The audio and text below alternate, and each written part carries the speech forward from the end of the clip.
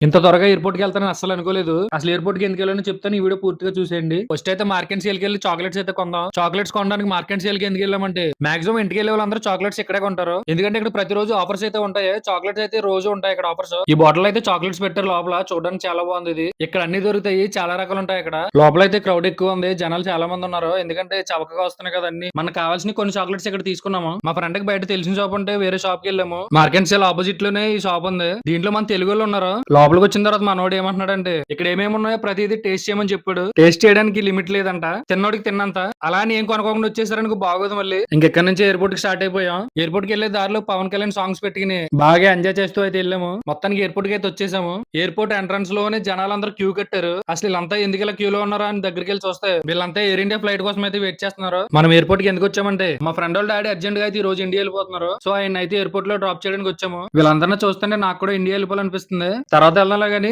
ఈ వీడియోలో అందరూ కామెంట్ చేసి ప్లీజ్ లైక్ అండ్ సబ్స్క్రైబ్ చేయండి గురు.